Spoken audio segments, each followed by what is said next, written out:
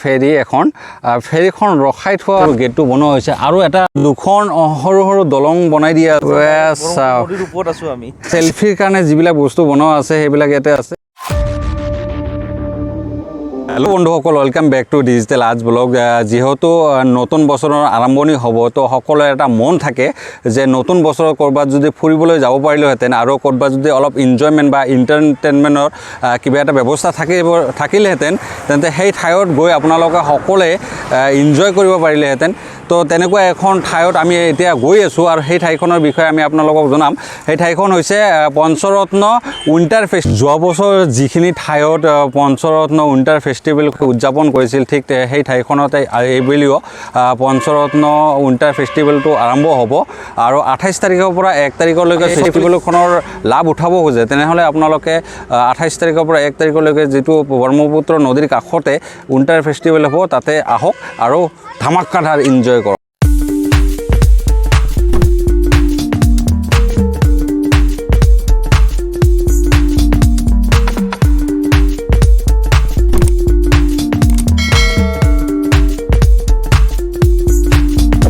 ৰাকেশ আৰু মই আহি পালোঁ পঞ্চৰত্ন উইণ্টাৰ ফেষ্টিভেলত চ' আপোনালোকক গোটেইখিনি বস্তু ইয়াৰে দেখুৱাই দিম আৰু এই উইণ্টাৰ ফেষ্টিভেলখনত ছাকচেছ কৰাত তেওঁলোকক সহায় কৰিব কাৰণ কমিটি যিসকল ব্যক্তি আছে তেওঁলোকে এই উইণ্টাৰ ফেষ্টিভেলখন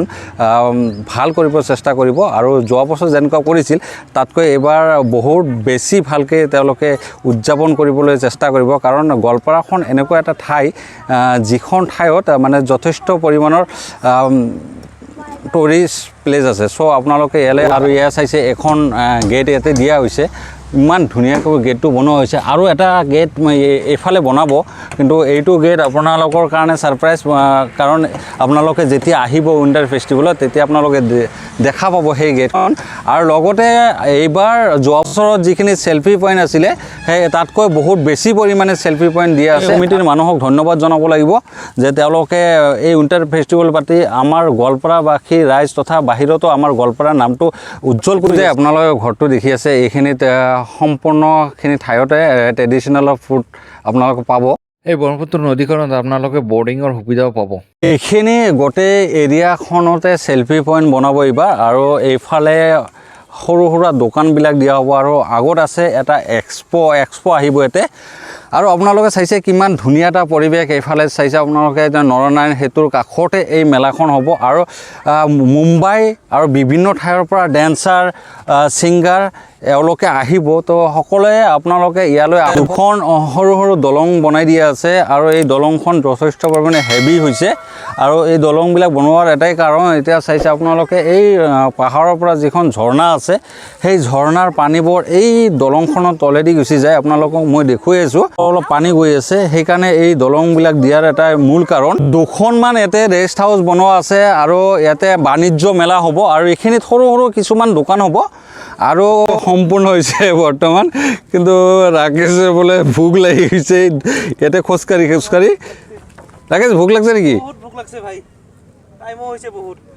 এটা অলপ ভাল লগা হৈছে না এইটো বহুত ভাল লগা হৈছে কাৰণ এনেকুৱা ধৰণৰ ঘৰ আজিকালি দেখাই নাযায় ৰাছিয়াৰ পৰা ডিজে আহিব এটা চেল্ফি পইণ্ট আৰু লগতে আৰু বহুতকেইটা চেল্ফি পইণ্ট এই উইণ্টাৰ ফেষ্টিভেলখনত আপোনালোকে হৰ্চ ৰাইডিঙো কৰিব পাৰিব বহুতকেইটা চেল্ফি পইণ্ট দিছে আপোনালোকে এটা আহিলে গম পাব কি কি নদীৰ ওপৰত আছো আমি একদম ব্ৰহ্মপুত্ৰ নদীৰ ওপৰত আছোঁ